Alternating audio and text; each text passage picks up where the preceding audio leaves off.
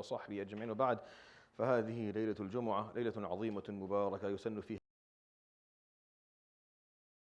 على آله وصحبه من والاه من كل عمل صالح. The night of Jumu'ah, it's a blessed night. There's much barakah in this night, and the sunnah is to increase your salah upon the Prophet عليه الصلاة والسلام in every good deed. يروي الشيخان فيما اتفق عليه من حديث أبي هريرة رضي الله عنه قال قال رسول الله صلى الله عليه وآله وسلم. The hadith tonight, collection of both in Bukhari and Muslim, narrated by Abu Hurairah. Very famous hadith, simple hadith. This is the last one that I'll narrate on this topic of taking care of the ill. There are a lot of hadith on this topic, but I wanted to make it a short series that just reminds people of the importance of caring for the chronically ill and the ill in general, and the things that you can do. That's not just visiting them, but also donating blood, organs, taking care of transportation, there's a lot of things that we can do for people who are struggling, and it's important that as a community we remember that. And this hadith gives a very strong basis for it. Actually, this is the strongest basis that we have for this topic, is what he said here. قال عليه الصلاة والسلام حق المسلم على المسلم خمس. What a Muslim owes another Muslim are 5 things.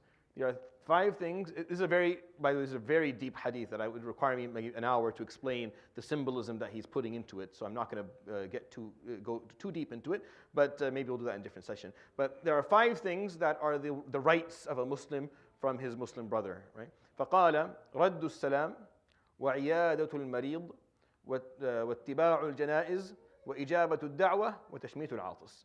So he said 5 things, alayhi salatu wasalam. The first right is raddu salam, that you respond to the greeting.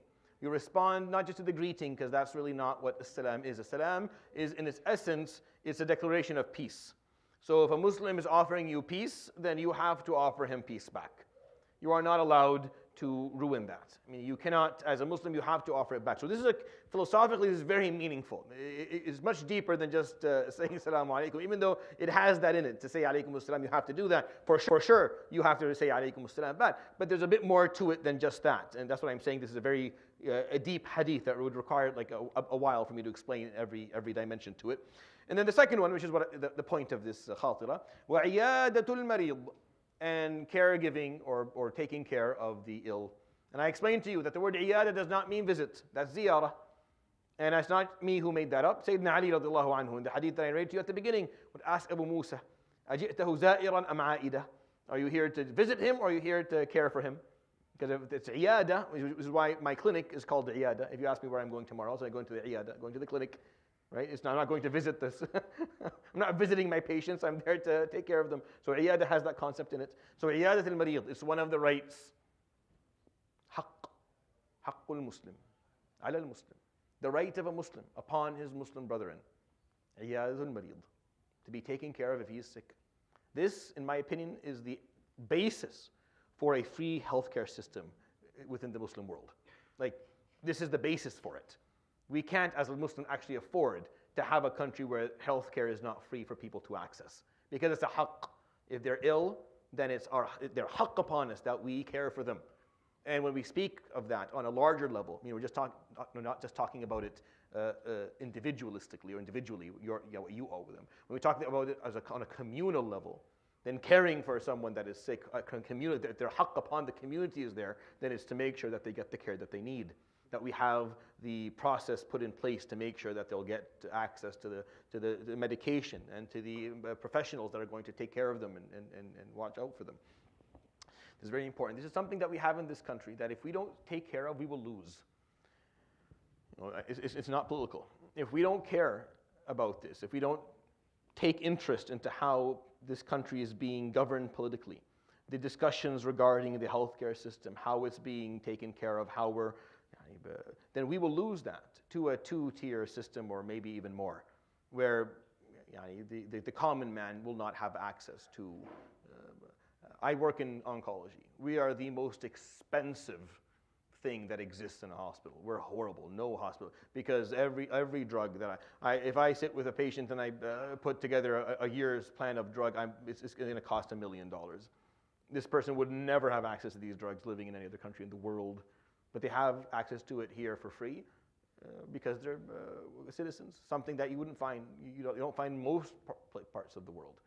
That requires an interest that Muslims have to have into this. They have to have an interest, a political interest in what they're saying about it. And also a public service interest and understanding what it requires to actually run a healthcare system that will be free for all and everyone can access it when needed and no one's going to be left behind and no one's going to be struggling.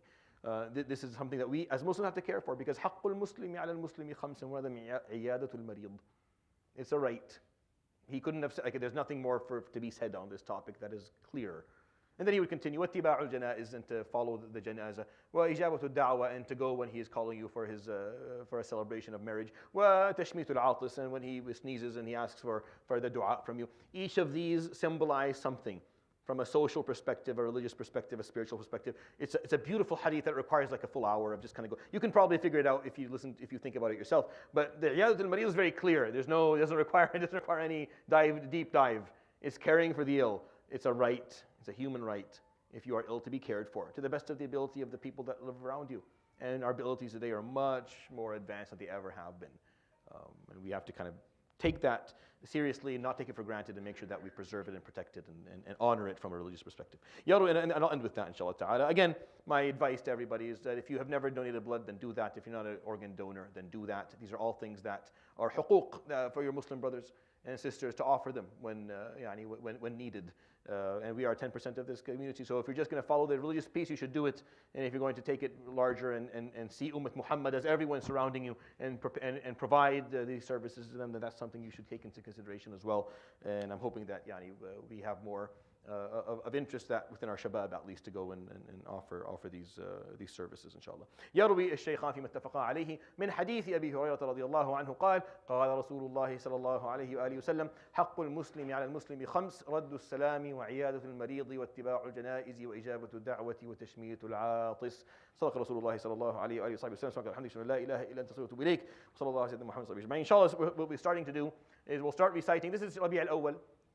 The tradition that I grew up with my ulama and all of my shuyukh is that they would read within Rabi al-Awwal a book of hadith, something that is connected directly to the Prophet alayhi salatu wasalam. Alhamdulillah, we keep that sunnah here every night. We recite a hadith, but I'm going to read from al-Shama'il al-Muhammadiyah, which is the book of Imam al-Tirmidhi, where he describes to us the Prophet alayhi salatu wasalam, and he talks to us about him, about his akhlaq and about his habits and how he lived his life, so that the heart inshallah will come closer to loving him alayhi salatu wasalam and remembering him. So I'll start that inshallah in my next Khaterah. We'll bring the book out, we'll read, and if you have the book, you should if you don't download it, it's called al-Shama'il al-Muhammadiyah. And it's of course the translation is very much available, so it's not difficult for you to obtain. Jazakumullah khair.